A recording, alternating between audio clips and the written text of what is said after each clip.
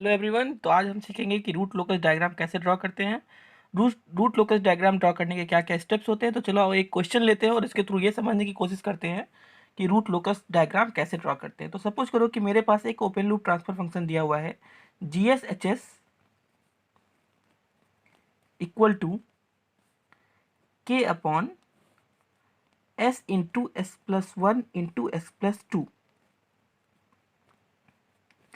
तो देखो, अगर आपने रूट लोकस की थ्योरी नहीं पढ़ी है तो फिलहाल के लिए आप बस एक ये चीज़ समझ लो कि रूट लोकस डायग्राम हम ओपन लूप ट्रांसफर फंक्शन से ड्रॉ करते हैं और रूट लोकस के अंदर हम ओपन लूप पोल्स को ओपन लूप जीरोस की तरफ लेकर जाते हैं और ओपन लूप पोल से ओपन लूप जीरो की तरफ जाने में जो पाथ क्रिएट होता है वही मेरा रूट लोकस पाथ कहलाता है। ठीक है। तो अब ओपन लूप फंक्शन तो मेरा ये हो गया के upon S into S plus one into S plus to. अब ओपन लूप पोल्स क्या होते हैं? तो पोल्स वो वाले पार्ट होते हैं जो डिनोमिनेटर को जीरो बना देते हैं या फिर पूरे फंक्शन के वैल्यू को इनफाइनाइट बना देते हैं। तो आप ये बताओ बस कि ये इसमें डिनोमिनेटर का कौन कौन सा पार्ट है, डिनोमिनेटर के कौन कौन से वैल्यू हैं जो इसे जीरो बना देंगे। तो obviously S equal to zero, S equal to minus one और S equal to minus two. अगर मैं इसके अंदर जीरो रख दूं यहाँ पे तो ये क्या हो जाएगा, zero into one into two zero हो जाएगा। तो डिनोमिनेटर जीरो हो गया। इसी तरह से माइनस वन पुट करूंगा तो ये वाला टर्म जीरो होगा, तो डिनोमिनेटर जीरो हो जाएगा। इसी तरह से माइनस टू पुट करूंगा तो डिनोमिनेटर जीरो हो जाएगा। ठीक है। तो ये वाले जितने भी पॉइंट्स हैं ये मेरे पोल्स हो गए। इसके बाद होता है इनफाइनाइट। इनफाइनाइट, तो ये वाले मेरे पोल्स हो गए। इसके बाद होता है जीरोज। अब जीरोज क्या होता है? तो जीरोज वो वाले सारे पॉइंट होते हैं जो न्यूमरेटर को जीरो बनाते हैं। ठीक है। तो पोल्स हो गए। अब ये चीज बस ध्यान रखना कि पोल्स है जो डिनोमिनेटर को क्या बना देता है, जीरो। ठीक है। या OLTF के वैल्यू को क्या बनाता है, इनफाइनाइट। ठीक है। या किसी भी ट्रांसफर फंक्शन के वैल्यू को इनफाइनाइट बनाता है। और दूसरा होता है जीरोज। जीरोज क्या करता है? वो न्यूमरेटर के वैल्यू को जीरो बनाता है। ठीक है। या फिर ट्रांसफर फंक्शन, जो भी ओपन लूप ट्रांसफर फंक्शन या ट्रांसफर फंक्शन कुछ भी है, उसके वैल्यू को बनाता है जीरो। ठीक है। तो अब आप यहाँ पे देखोगे तो इस क्वेश्चन के अंदर आपको न्यूमरेटर में कोई भी पार्ट नहीं दिखेगा। न्यूमरेटर में कोई भी पार्ट दिखने का मतलब है कि इसके अंदर आपको जीरोज नहीं दे रखे हैं। ठीक है। तो अगर आपको नॉर्मल इस तरह से जैसे पोल निकाला था आपने उस तरह से जीरोज नहीं दे रखे हैं तो आप न्यूमरेटर वाला जो ये डिफिनेशन है कि न्यूमरेटर जीरो होने पे जो न्यूमरेटर को जीरो बनाएगा वो जीरोस कहलाता है। उसके अलावा मैंने एक और बताया कि जो ट्रांसफर फंक्शन को जीरो बनाता है वो भी क्या कहलाता है, जीरो कहलाता है। ठीक है। तो आप एक चीज देखो कि अगर आप डिनोमिनेटर में अगर इस एस को इनफाइनाइट पुट कर दो तो इस पूरे ट्रांसफर फंक्शन का वैल्यू कितना हो जाएगा, जीरो। या नहीं तो अगर यहाँ पे भी आप एस प्लस वन वाले टर्म में एस को इन्फिनिटी पुट कर दो तो भी क्या होगा, इस वाले पूरे टर्म का वैल्यू जीरो हो जाएगा। या एस प्लस टू, इस एस में इनफाइनाइट पुट कर दो तो भी क्या होगा, इस पूरे टर्म का वैल्यू जीरो हो जाएगा। इसका मतलब है कि अगर किसी ट्रांसफर फंक्शन में पोल और जीरोस का नंबर बराबर नहीं है, ठीक है, पोल अगर जेड से बड़ा है तो पी माइनस जेड जो जीरोज होंगे वो इनफाइनाइट पे होंगे। ठीक है। तो एक चीज आप ये याद रख लो कि अगर किसी भी ओपन लूप ट्रांसफर फंक्शन के अंदर जो मेरे पोल्स हैं वो जीरो से ज्यादा है तो पी माइनस जेड जीरो जो है वो कहाँ पे होंगे, इनफाइनाइट के ऊपर होंगे। ठीक है। अब देखो, अभी जस्ट मैंने बताया कि रूट लोकस डायग्राम कहाँ ड्रॉ करते हैं, तो ओपन लूप पोल से हम कहाँ जाते हैं, ओपन लूप जीरोस की तरफ। तो अब इसके अंदर कुछ स्टेप्स होते हैं, हम स्टेप वन स्टेप टू करके वो सारा देखेंगे और इस क्वेश्चन के लिए सॉल्व करेंगे। तो सबसे पहले आप स्टेप वन सॉल्व करते हैं।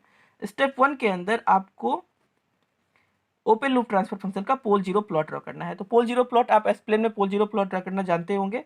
एस प्लेन में पोल जीरो प्लॉट ड्रॉ करने के लिए आप सबसे पहले एक रियल एक्सिस बनाओ और एक इमेजिनरी एक्सिस बनाओ। ठीक है। उसके बाद जितने भी पोल्स और जीरोस हैं उनका जो वैल्यूज है उसको इस प्लॉट में दिखा दो। तो देखो टोटल पोल्स कितने हैं, तीन। एक का वैल्यू जीरो और एक का माइनस वन और एक का माइनस टू। तो पोल्स को दिखाने के लिए हम क्रॉस का यूज करते हैं और जीरोस को दिखाने के लिए सर्किल का। तो ये मेरा पोल्स का हो गया और ये मेरा हो गया जीरो के लिए। तो अब इस क्वेश्चन में तो जीरो है ही नहीं, जितने भी जीरोस है वो कहाँ पे है, इनफाइनाइट पे है। कोई भी जीरो मेरा फाइनाइट के ऊपर नहीं है, फाइनाइट जीरोस है ही नहीं एक भी। ठीक है। तो सबसे पहले आप क्या करो, जितने भी आपके पास पोल्स दे रखे हैं उसे इस प्लॉट में दिखा दो। तो एक आपका पोल है जीरो पे, एक पोल है माइनस वन पे और एक पोल है -2 पे। ठीक है, जब पोल जीरो प्लॉट कंप्लीट हो जाएगा तो इसके बाद आप क्या करोगे, दूसरे स्टेप के अंदर आप ये चेक करोगे कि जो रियल एक्सिस वाला पार्ट है उसमें से कौन कौन सा पार्ट ऐसा है जो रूट लोकस का ब्रांच हो सकता है या रूट लोकस का पार्ट हो सकता है, तो आप वो वाले पॉइंट्स चेक करोगे। अब देखो सेकेंड स्टेप के अंदर हम क्या करेंगे, ये चेक करने के लिए कि कौन सा जो पॉइंट है वो रूट लोकस पे लाई करेगा और कौन सा नहीं करेगा। इसके लिए आप क्या करो कि जैसे सपोज करो कि मुझे -2 के लेफ्ट साइड में देखना है कि ये वाले सारे पॉइंट्स रूट लोकस पे लाई कर रहे हैं या नहीं कर रहे हैं, तो इसके लिए आप इस पॉइंट से राइट साइड में देखो कि number of zeros plus poles कितने हैं। ठीक है, तो जब इस वाले क्वेश्चन में आप देखोगे इस वाले पोल जीरो प्लॉट में, तो नंबर ऑफ जीरोज और पोल्स दोनों को मिलाओगे तो टोटल 3 पोल्स आते हैं। जीरोज तो है ही नहीं, तो नंबर कितना आएगा, टोटल 3। ठीक है, तो राइट साइड में अगर number of poles poles plus zeros अगर ऑड आता है तो इसका मतलब होगा कि वो वाला जो पॉइंट होगा, जितने सारे पॉइंट है उस वाले पार्ट में, वो सारे क्या होंगे, रूट लोकस के पार्ट होंगे। ठीक है, लेकिन अगर ये नंबर अगर इवन आता है तो वो पार्ट क्या होगा, रूट लोकस का पार्ट नहीं होगा। ठीक है, तो आप इस क्वेश्चन के अंदर देखो, तो जैसे मैंने बोला -2 के लेफ्ट वाला पार्ट, तो -2 के लेफ्ट वाले पार्ट में आप कहीं भी एक पॉइंट पे खड़े हो जाओ और उससे राइट साइड में देखो तो आपको 3 पोल नजर आएंगे, जीरो तो है नहीं, तो number of poles plus zero क्या हो गया, ऑड हो गया। अगर ऑड हो गया तो इसका मतलब -2 से ये राइट लेफ्ट वाला जितना पार्ट है वो रूट लोकस का पार्ट होगा। ठीक है, अब आप ये पता करो कि -1 से -2 के बीच वाला पार्ट क्या रूट लोकस का पार्ट है या नहीं है। तो इसके लिए आप क्या करोगे, -1 और -2 के बीच में खड़े हो जाओ, राइट साइड में देखो। राइट साइड में देखोगे तो आपको टोटल 2 पोल दिखेंगे, 2 पोल का मतलब है इवन, और अगर नंबर इवन है तो वो रूट लोकस ब्रांच का पार्ट नहीं होगा। ठीक है, रूट लोकस का ब्रांच नहीं होगा। ठीक है, इसके बाद -1 से 0, -1 से 0 पे आप कहीं भी खड़े होगे तो आपको राइट साइड में एक पोल दिखेगा, एक पोल दिखेगा, इसका मतलब है कि ये वाला जो पार्ट होगा ये रूट लोकस का पार्ट होगा। ठीक है, तो आपको यहाँ से क्या पता चला कि रियल एक्सिस पे 2 ऐसे पार्ट है जो रूट लोकस के ब्रांच पॉसिबल है कि हो सकते हैं। ठीक है, थर्ड स्टेज के अंदर अब देखो, थर्ड स्टेज के अंदर हमें एक पॉइंट फाइंड आउट करना होता है जिसे हम ब्रेक अवे पॉइंट कहते हैं। अब ये ब्रेक अवे पॉइंट क्या होता है, देखो अभी आपको थोड़ी देर पहले मैंने ये बताया कि रूट लोकस जो होता है उसमें एक ओपन लूप के पोल जो होते हैं वो ओपन लूप के जीरोज की तरफ जाते हैं। तो चलो अब हम यहाँ पे एक एनालॉजी समझते हैं या मानते हैं। सपोज करो कि जितने मेरे पोल्स हैं वो बॉयज़ हैं और जितने मेरे जीरोज हैं वो गर्ल्स हैं। अब क्या है कि हर एक लड़के को एक गर्लफ्रेंड बनानी है। अब गर्लफ्रेंड बनानी है उसके लिए पहले गर्ल मिलनी चाहिए। अब गर्ल है जीरोज। अब इस क्वेश्चन के अंदर हम देख चुके हैं इस ओपन लूप ट्रांसफर फंक्शन में कि जीरोज कहाँ पे है, इनफाइनाइट पे है। तीनों के तीनों जीरोज, अगर 3 पोल है तो 3 जीरोज मानेंगे और वो तीनों जीरोज कहाँ पे होंगे, इनफाइनाइट पे। तो इसका मतलब है कि ये जो 3 बॉयज़ हैं, मतलब 3 पोल्स हैं, इनके लिए जो गर्ल्स होगी या जो गर्लफ्रेंड बनेगी इनकी, वो कहाँ है, इनफाइनाइट पे। इनको खुद ही नहीं पता है कि वो कहाँ है। ठीक है, अनंत दूरी पे है इनसे। ठीक है, तो ये लोग क्या करेंगे कि गर्ल्स को खोजने के लिए निकलेंगे। ठीक है, गर्ल्स को खोजने के लिए निकलेंगे। अब गर्ल्स कहाँ है, इन्फिनिटी पे। तो चलो देखते हैं कि ये लोग गर्ल्स को खोजने के लिए कैसे मूव करते हैं।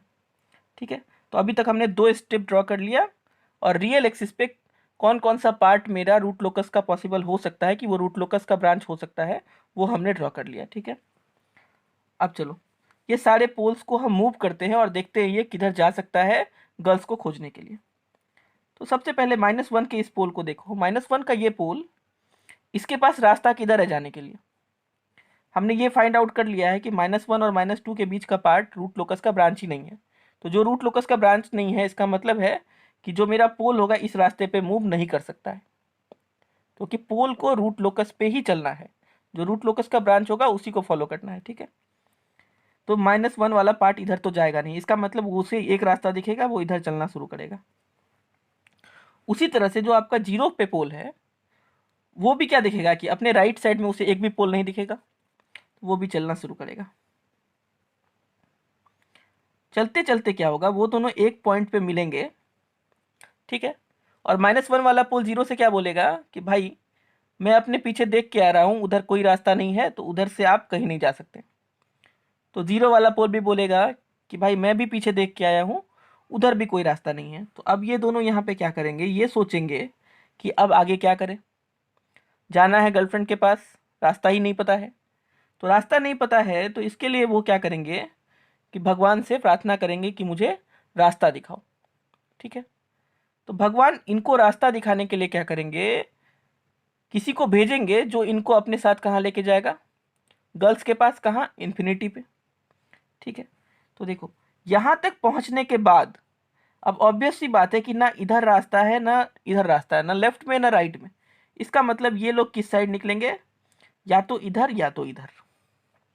ठीक है, तो जहाँ से ये दोनों पोल रास्ता छोड़ के कहाँ जाएंगे, या तो इधर जाएंगे या तो इधर जाएंगे।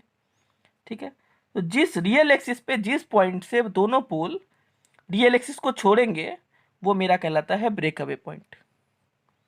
ठीक है, दोनों पोल को अब अपना रास्ता ढूंढने के लिए रियल एक्सिस को छोड़ना पड़ेगा। रियल एक्सिस कौन सा होता है, ये। तो यहाँ पे एक पॉइंट होगा जहाँ से ये दोनों रियल एक्सिस को छोड़ के कहीं और जाएंगे। तो जहाँ पे ये दोनों टकराते हैं और जहाँ से ये रियल एक्सिस को छोड़ते हैं, वो क्या कहलाता है, ब्रेक अवे पॉइंट। ठीक है, तो break away point find out करने का तरीका होता है। तो अब ये स्टेप 3 के अंदर सीखेंगे हम। स्टेप 3 के अंदर आप ब्रेक अवे पॉइंट निकालने के लिए 1 प्लस GSHS इक्वल टू 0 करो। ठीक है, तो 1 प्लस GSHS इक्वल टू 0। अब GSHS पता है तो ये हो जाएगा 1 plus K upon S into S plus 1 into S plus 2 equal to 0। अब आप यहाँ से K की वैल्यू निकाल लो। तो K की वैल्यू तो निकाल सकते हैं हम आराम से। वो क्या होगा, तो S into S plus 1 into S plus 2 plus K equal to 0। ठीक है, फिर यहाँ से K फाइंड आउट कर लेंगे। तो K बराबर क्या आ जाएगा, minus of S into S plus 1 into S plus 2। ठीक है, ये तो आप आराम से कर लोगे। इसके बाद हमें क्या फाइंड आउट करना पड़ेगा, DK बाई DS। जो आपने K निकाला है उसे S के रिस्पेक्ट में डिफ्रेंशिएट कर दो और उसे 0 के इक्वल कर दो। तो DK by DS equal to 0। अब हमें ये फाइंड आउट करना है, और ये करने के बाद जो S की वैल्यू आएगी, ठीक है, वो मेरा ब्रेक अवे पॉइंट हो जाएगा। ठीक है, मतलब उसी वैल्यू से ये दोनों क्या होंगे, आपस में टकराएंगे और वहाँ से क्या होगा, इन्फिनिटी की तरफ चले जाएंगे। ठीक है, तो DK बाई DS चलो 0 करते हैं। तो ये वाला आपका फंक्शन कितना हो जाएगा, minus S² plus S into S plus 2। ठीक है, तो जब इसे सॉल्व करोगे तो ये कितना आएगा, K equal to minus S³ plus 3S² plus 2S। ठीक है, अब यहाँ से हम DK by DS equal to 0 find out कर सकते हैं। ठीक है, तो DK by DS equal to 0 चलो करते हैं। तो ये क्या हो जाएगा, DK by DS equal to 0। ठीक, तो ये हो जाएगा minus of 3S² plus 6S plus 2 equal to 0। ठीक है, अब यहाँ से आप S की वैल्यू फाइंड आउट कर सकते हो। तो S की वैल्यू क्या आ जाएगी, चलो निकाल लेते हैं। तो ये आ जाएगी 3S²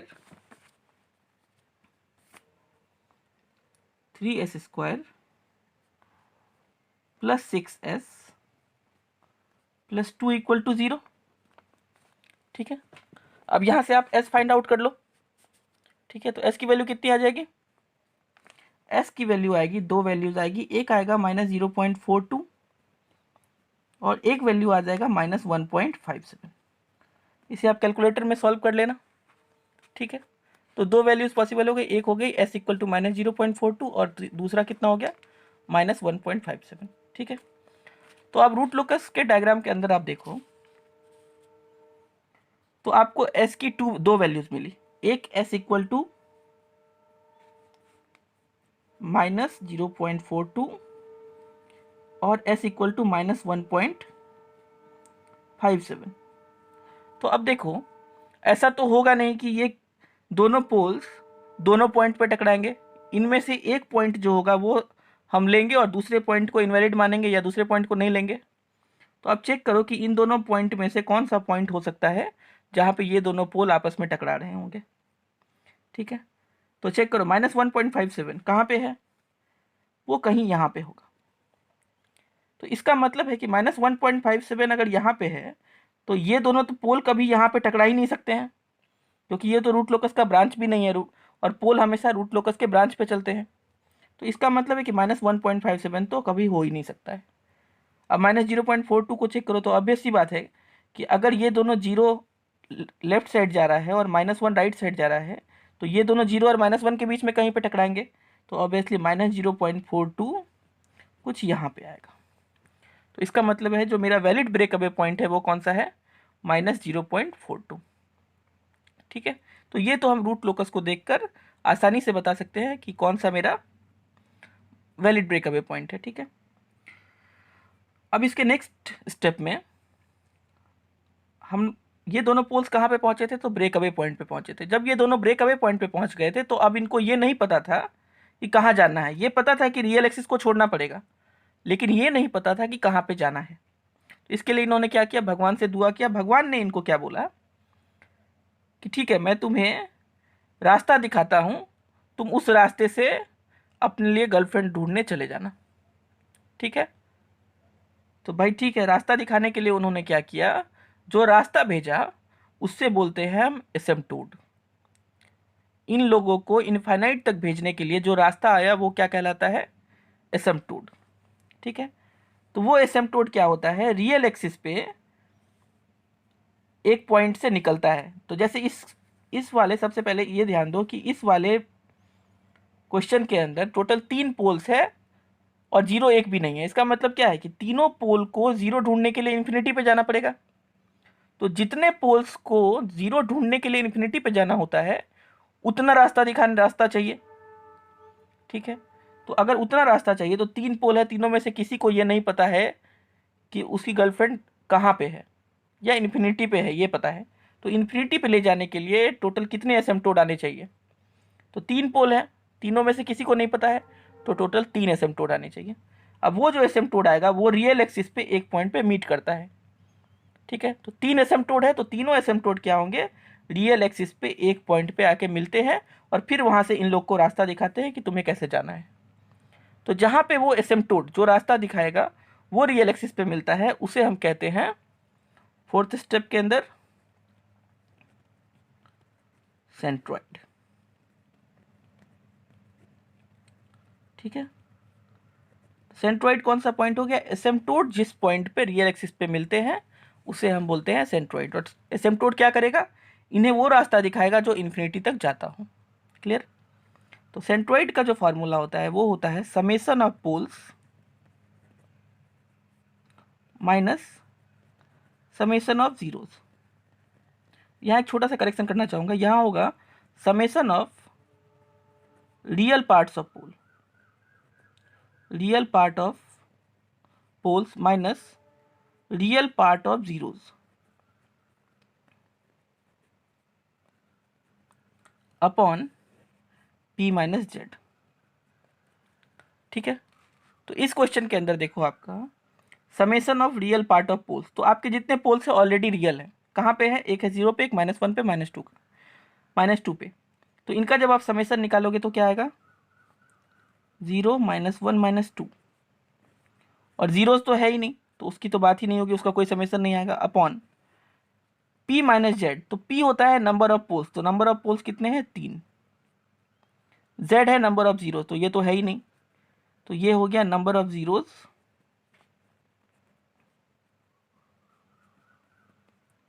ये हो गया नंबर ऑफ पोल्स। ठीक है, तो ये वैल्यू कितनी आएगी, -3/3 इक्वल टू -1। क्लियर, तो इसका मतलब है कि जो एसिम्प्टोट होंगे वो -1 पे आएंगे और -1 से एक रास्ता दिखाएंगे तीनों के लिए, ठीक है। तो -1 कहाँ पे है, कुछ यहाँ पे है, ठीक है। तो -1 आप एक सेंट्रॉइड बना दो जहाँ से क्या होगा, एसिम्प्टोट निकलेंगे, ठीक है। तो -1 पे मैंने एक पॉइंट बना दिया। अब देखो इन्फिनिटी पे जाने का बहुत सारा तरीका है। -1 से आप इन्फिनिटी पे कैसे भी जा सकते हो। इन्फिनिटी क्या होता है, किसी भी डिस्टेंस में जहाँ पे आपको क्या हो, कोई भी एंड ना, कोई भी अंत ना हो, वहाँ तक चलते रहो, ठीक है। तो आप इन्फिनिटी पे कैसे जा सकते हो, इधर से चलोगे तो भी इन्फिनिटी पे पहुँच सकते हो, इधर चलोगे तो भी, इधर चलोगे तो भी, इधर चलोगे तो भी, मतलब आप 360 डिग्री में किधर भी रोटेट कर जाओ आप इन्फिनिटी पे पहुँच सकते हो। तो यहाँ पे जो ये एसिम्प्टोट है, अगर इनको, इन दोनों पोल्स को, इन तीनों पोल्स को रास्ता दिखाना है तो पहले ये पता होना चाहिए कि ये जो एसिम्प्टोट है वो किस एंगल पे जाएंगे। नहीं तो अगर अपने मन पे होगा तो हम किसी भी डायरेक्शन में बना सकते हैं, इधर बना सकते हैं, इधर बना सकते हैं, इधर बना सकते हैं, किधर को भी बना सकते हैं, ठीक है। तो जो रास्ता होगा वो तो ऑलरेडी एसिम्प्टोट को रास्ता दिखाना है, मतलब कोई ना कोई एंगल होगा जिसपे ये एसिम्प्टोट बने हुए होंगे, एक फिक्स डायरेक्शन होगा इन एसिम्प्टोट का। तो वो एंगल जो होता है एसिम्प्टोट का, उसे हम कहते हैं एंगल ऑफ एसिम्प्टोट। चलो देखते हैं एंगल ऑफ एसिम्प्टोट कैसे निकालते हैं। तो ये आएगा आपका स्टेप 5।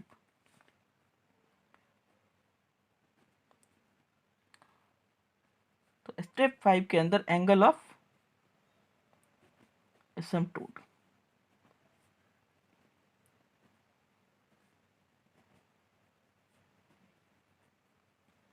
तो एंगल ऑफ एसिम्प्टोट का फॉर्मूला होता है 2q + 1 180 upon p - z। p क्या मैंने बताया था, नंबर ऑफ पोल्स, और z क्या है, नंबर ऑफ जीरोस, ठीक है। अच्छा अभी मैंने जस्ट ये बताया कि कितने एसिम्प्टोट निकालने पड़ेंगे, तो जितने पोल्स को जीरोज नहीं मिले हैं उतने एसिम्प्टोट निकालने पड़ेंगे। तो टोटल 3 पोल हैं जिनको जीरो नहीं मिला है, जिसके जीरो इन्फिनिटी पे है। इसका मतलब अगर 3 पोल को रास्ता दिखाना है तो 3 एसिम्प्टोट चाहिए। तो पहले एसिम्प्टोट के लिए आप q = 0 पुट करो। तो q = 0 पुट करोगे तो ये टर्म क्या हो जाएगा, 0। ये हो जाएगा 180 अपॉन p - z। और p - z कितना है, number of pole 3, number of 0 0। तो 180 अपॉन 3 = 60 डिग्री। मतलब पहला एसिम्प्टोट 60 डिग्री पे जाएगा। उसके बाद q = 1, तो ये हो जाएगा 2 × 1 + 1, तो 3 × 180 अपॉन 3। तो ये कितना आएगा, 180 डिग्री, ठीक है। तीसरे स्टेप के अंदर लास्ट एसिम्प्टोट q = 2, तो ये होगा 5 × 180 अपॉन 3, तो ये आएगा 300। तो इसका मतलब है कि मुझे एंगल ऑफ एसिम्प्टोट मिल गया जिसके ऊपर, जिसके अकॉर्डिंग मेरा एसिम्प्टोट क्या होगा, इन्फिनिटी की तरफ जाएगा। तो चलो एंगल ऑफ एसिम्प्टोट को इसके अंदर दिखा देते हैं। तो पहला एसिम्प्टोट किधर है, 60 डिग्री पे। तो चलो पहला एसिम्प्टोट 60 डिग्री पे चला गया, ठीक है। तो ये 60 डिग्री, ठीक है। मैं इमेजिनरी एक्सिस को थोड़ा और बड़ा कर देता हूँ, ठीक है। दूसरा एसिम्प्टोट -180 डिग्री। दूसरा एसिम्प्टोट कहाँ पे आया है, 180 डिग्री पे। तो 180 डिग्री कौन होगा, देखो इधर से अगर 60 डिग्री ये है तो 180 ये होगा। इसका मतलब दूसरा एसिम्प्टोट किस लाइन पे जाएगा, इस लाइन पे, ठीक है। इसके बाद थर्ड एसिम्प्टोट का एंगल कितना है, 300, ठीक है। तो 300 किधर होगा, देखो अगर ये 180 है तो 300 आपका किधर जाएगा, कुछ इस डायरेक्शन में जाएगा। तो ये एंगल कितना हो गया, 300, ठीक है। तो यहाँ तक क्लियर है। तो मैंने क्या किया, एसिम्प्टोट ड्रॉ कर लिया। तो देखो सबसे पहले क्या किया, सबसे पहले मैंने पोल जीरो प्लॉट ड्रॉ किया। उसके बाद ये चेक किया कि रियल एक्सिस पे कौन कौन सा रूट लोकस ब्रांच का पार्ट होगा, कौन कौन सा रूट लोकस ब्रांच हो सकता है। थर्ड स्टेप के अंदर मैंने जब पोल्स को मूव करना शुरू किया तो दो पोल क्या हुए, आपस में टकरा गए, तो मैंने उसके लिए क्या निकाला, ब्रेक अवे पॉइंट निकाला। चौथे पॉइंट के अंदर जब इन दोनों पोल को रास्ता नहीं पता था कि किस इन्फिनिटी पे कैसे जाना है, तो उसके लिए एसिम्प्टोट आए। तो चौथे पॉइंट के लिए मैंने एसिम्प्टोट का वो पॉइंट निकाला जहाँ पे एसिम्प्टोट रियल एक्सिस पे मिलेगा। और पांचवें पॉइंट के अंदर मैंने एसिम्प्टोट का डायरेक्शन निकाला कि एसिम्प्टोट किस डायरेक्शन पे इन पोल्स को इन्फिनिटी पे लेके जाएगा। तो एक डायरेक्शन आ गया 60, दूसरा 180, तीसरा 300। अब हम सिंपली क्या करेंगे, जो एसिम्पटोड है उसके डायरेक्शन में इन पोल्स को लेके चले जाएंगे। ठीक है, उसी डायग्राम को एक बड़े पेज पर लिया है। अब आप देखो कि आपके पास 3 एसिम्पटोड निकल गए हैं। एक एसिम्पटोड 60 डिग्री पर है, दूसरा 180 डिग्री पर है, और तीसरा एसिम्पटोड 300 डिग्री पर है। ठीक है, तो एसिम्पटोड निकल जाने के बाद अब आप क्या करोगे, जो आपके दोनों पोल थे वो दोनों पोल क्या होंगे, एसिम्पटोड के साथ इन्फिनिटी पे चले जाएंगे। तो देखो -0.42 से ये दोनों पोल क्या होंगे, ये वाला पोल और ये वाला पोल -0.42 से बाहर निकलेंगे, और एक पोल 60 डिग्री वाले एंगल के साथ निकल जाएगा एसिम्पटोड के साथ। और तुम जानते हो एसिम्पटोड को कभी भी कोई लाइन टच नहीं करता, उसके पैरेलल चलता है। ठीक है, तो उसके पैरेलल निकल जाएगा, और दूसरा 300 डिग्री वाले एसिम्पटोड के साथ चला जाएगा। ठीक है, तो ये दोनों पोल के लिए ये रास्ता था, दोनों इस रास्ते से निकले, इस रास्ते पे एक जगह दोनों मिले, वहाँ से एसिम्पटोड के लिए इन्होंने भगवान से दुआ मांगी, वहाँ से एसिम्पटोड आया। ठीक है, तो ये दोनों एसिम्पटोड, एक 60 डिग्री वाले, एक 300 डिग्री वाले एसिम्पटोड के साथ निकल लिए। ठीक है, फिर ये जो -2 वाला पोल है उसे भी जाना था इन्फिनिटी के साथ। तो -2 वाले का जो रूट लोकस पार्ट था, रूट लोकस वाला पार्ट, वो ये था। ठीक है, तो उसके पास तो एक ही रास्ता है जाने के लिए। अगर उसे इन्फिनिटी पे जाना है तो उसे -इन्फिनिटी वाला रास्ता पकड़ना होगा, और इस रास्ते से वो क्या होगा, इन्फिनिटी की तरफ चला जाएगा, क्योंकि उसके पास एक ही रास्ता है। रास्ता कौन सा है, जो रूट लोकस का ब्रांच होगा वही रास्ता है। ऑलरेडी हम लोग निकाल चुके हैं कि बीच वाला तो रूट लोकस का ब्रांच है ही नहीं। ठीक है, तो ये क्या होगा, इस रास्ते से इन्फिनिटी पे चला जाएगा। जो ओवरऑल रूट लोकस डायग्राम बनेगा आपका पिछले फंक्शन का, वो क्या होगा, ये वाला। ठीक है, अब इसके अंदर एक चीज़ और आपको देखना होगा कि आपसे क्वेश्चन के अंदर ये पूछ सकता है कि जो आपका रूट लोकस डायग्राम है वो इमेजिनरी एक्सिस को किस पॉइंट पे कट कर रहा है। ठीक है, तो आपको पता है कि इमेजिनरी एक्सिस ये है, तो root locus diagram imaginary axis को यहाँ पे कट कर रहा है, तो अब हमें ये वाला पॉइंट निकालना होगा। ठीक है, तो ये वाला पॉइंट निकालने के लिए आपको RH टेबल बनाना पड़ेगा, राउथ हार्विस टेबल बनाना पड़ेगा। तो अगर आपने RH टेबल पढ़ रखा है तो अच्छी बात है, अगर आपने नहीं पढ़ा है तो मैं लिंक आपको डिस्क्रिप्शन में डाल दूंगा, आप RH क्राइटेरिया जो है आप वहाँ से पढ़ लेना। ठीक है, मैं अभी ट्राई करता हूँ आपको समझाने की।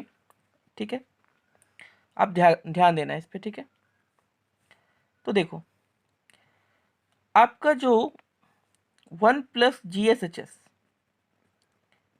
= 0 आपने किया था, तो वहाँ से क्या आएगा, 1 + K/S × S+1 × S+2 = 0।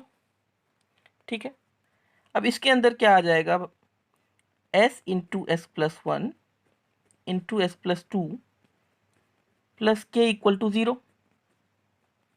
ठीक है, इसे आगे एक्सपेंड करेंगे तो ये आएगा S³ + 3S² + 2S। ठीक है, और +K = 0। अब हम क्या करेंगे, इस वाला ये जो फंक्शन आया है इसका RH टेबल ड्रॉ करेंगे। तो RH टेबल ड्रॉ करने के लिए आप क्या करोगे, जो हाईएस्ट पावर है वो सबसे पहले लिखोगे। तो S³ S², S1 और S0। अब जो ऑड टर्म्स है उसको सबसे पहले लिखो। तो S³ और S⁻1 ऑड टर्म्स है, तो इसके कोफिशिएंट को हम 1 और 2 लिख लेंगे।